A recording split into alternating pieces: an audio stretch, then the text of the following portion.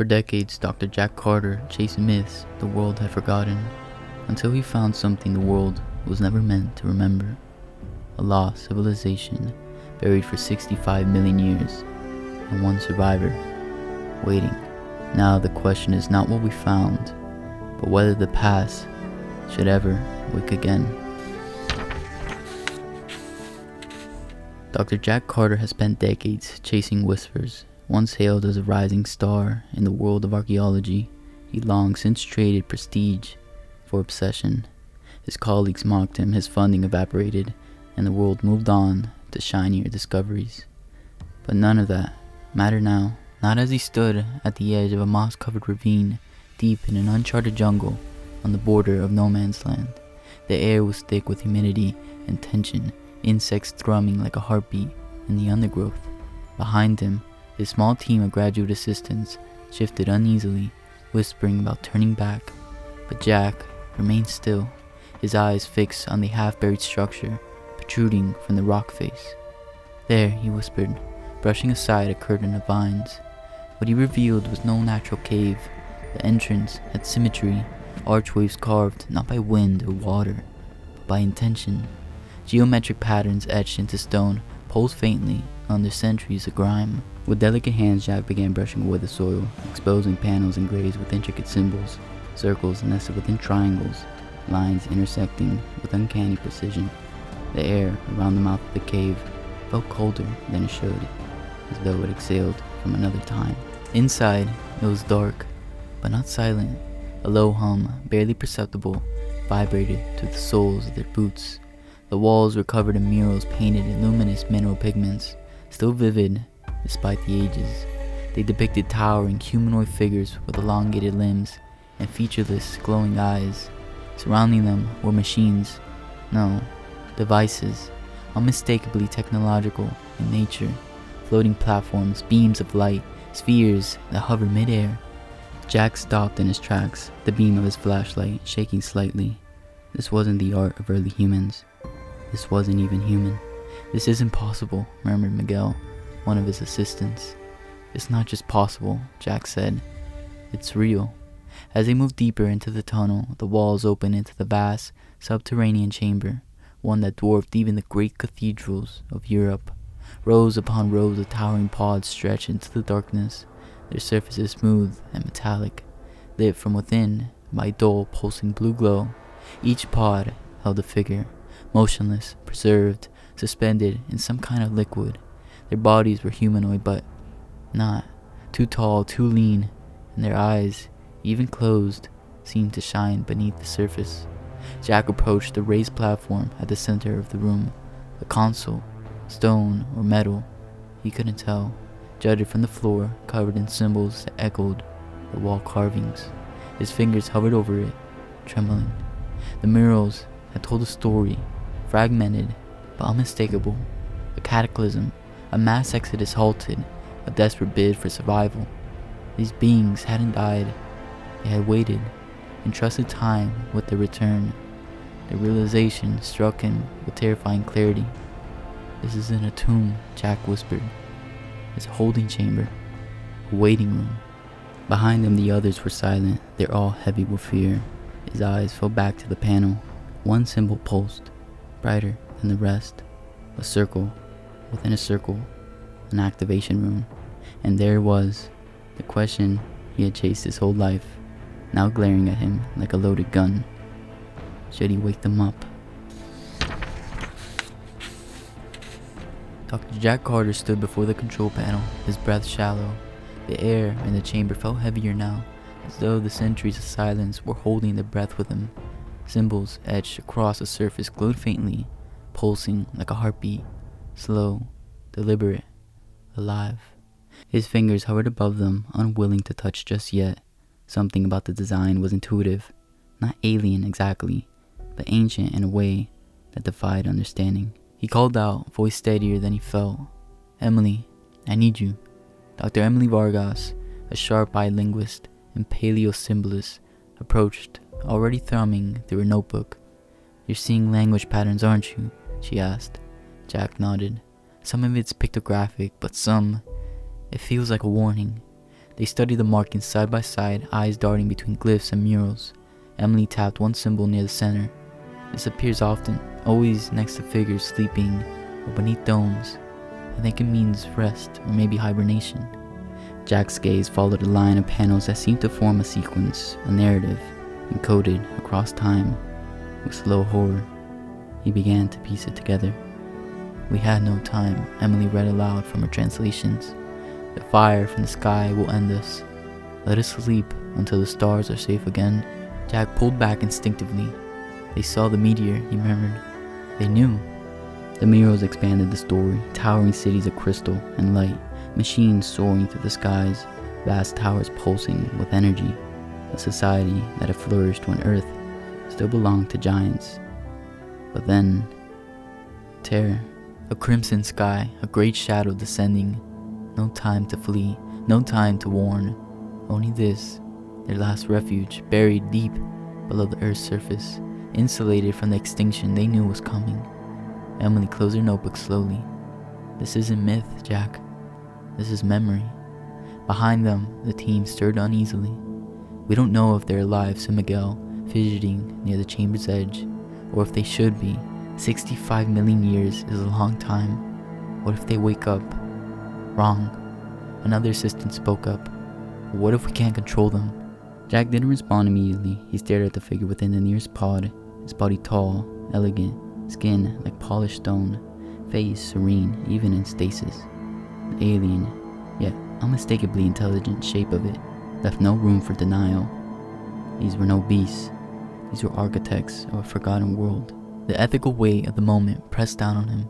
What gave him the right to wake them? Curiosity? Scientific advancement? Or was it arrogance? The same human impulse that led to countless violations in the name of progress.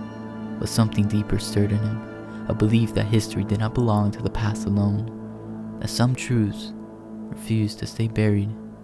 He looked at Emily, who said nothing, but gave the faintest of nods. Jack reached toward the control panel and with a trembling hand pressed the glowing sequence. A low hum filled the chamber. One pod lit up brighter than the rest. The glass fogged, then shimmered. Frost cracked along its surface. Inside, the shape moved. A long closed eye opened. The past was waking up.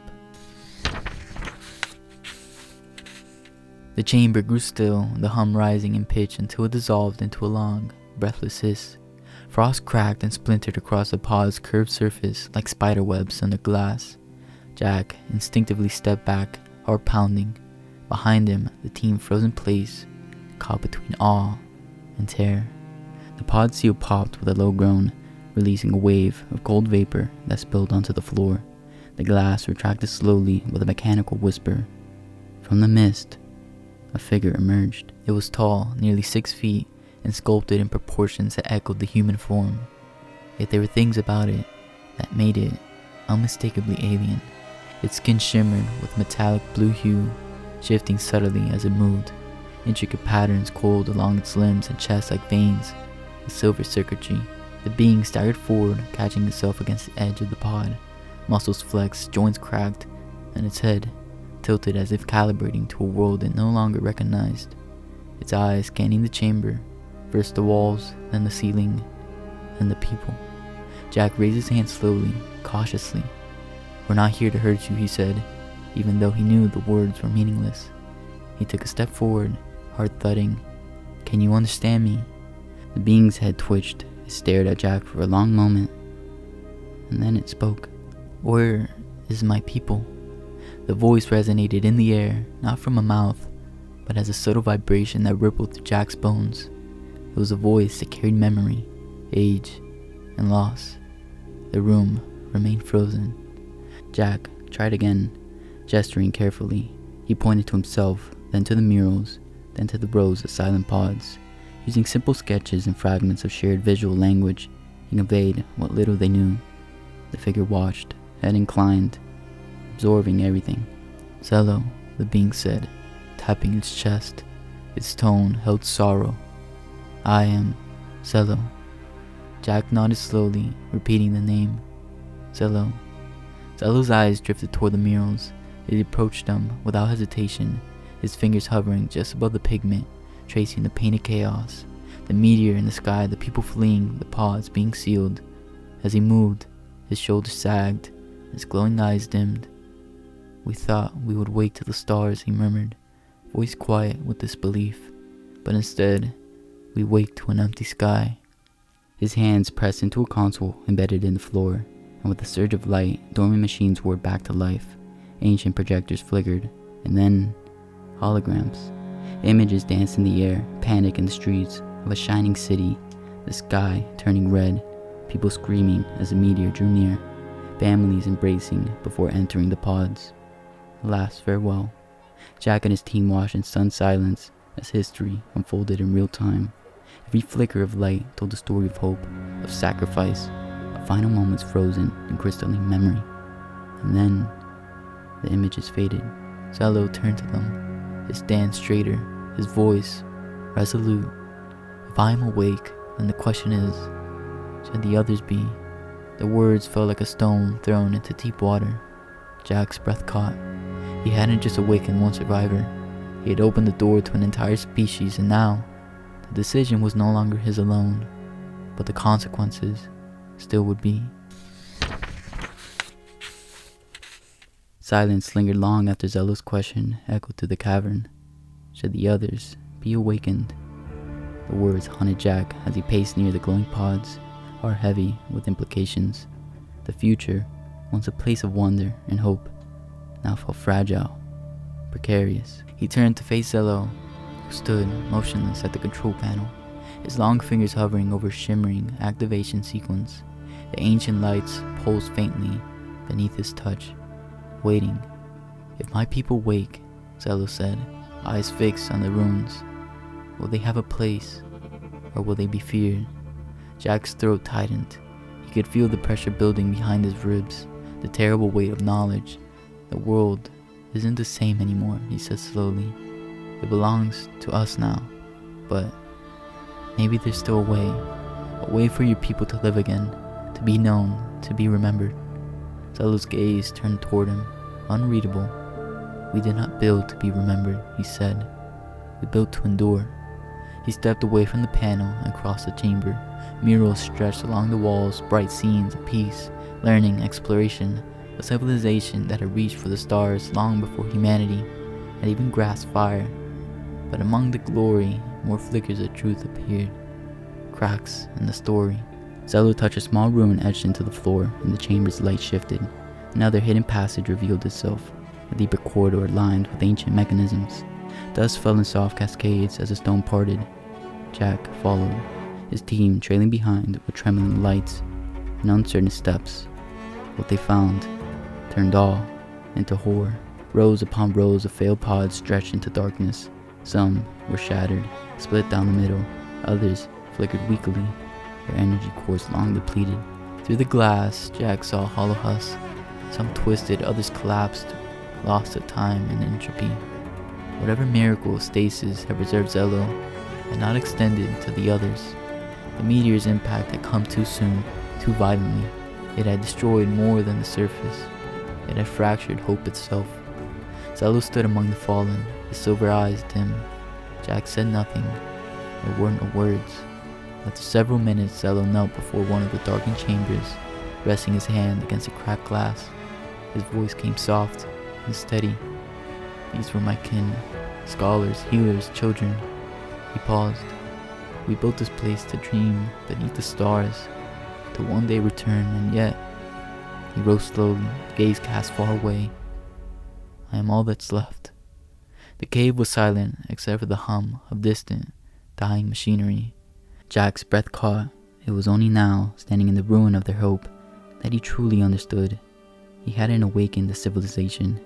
He had awakened the ghost of one, a single ember glowing in the ashes of a forgotten fire.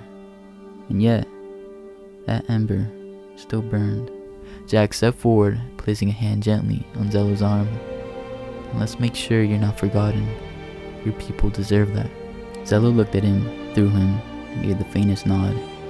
One life remained, and with it, the fragile promise of remembrance. The silence inside the chamber felt deeper now, less like the hush of awe, and more like the breath held before goodbye. Jack stood in the soft glow of the stasis pods, watching as Zello knelt before the last one still flickering with life. The pod's surface trembled with residual energy, his faint pulse a ghostly echo of what once was. Zello pressed his hand gently against the glass, and for a moment, he said nothing. His silver eyes softened, reflecting the dim light around him.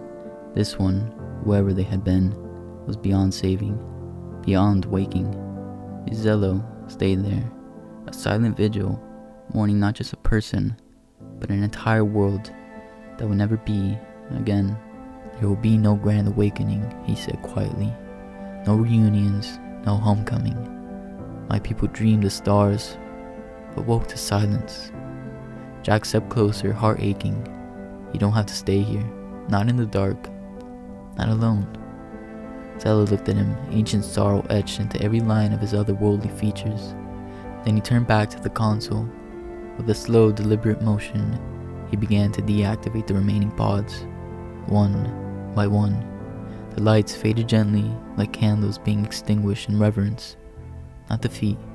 He ensured that no more of his kind would suffer the cruelty of waking into a world without memory, without family. His fingers lingered on the final sequence, as if saying goodbye. Let them sleep, Zello said. Let them go gently into their good night.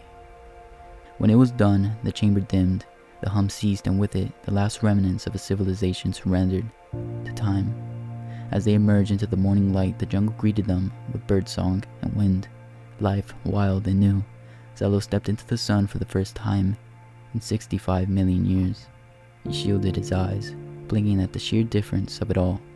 No towering cities, no starlit domes, just Earth as it was now.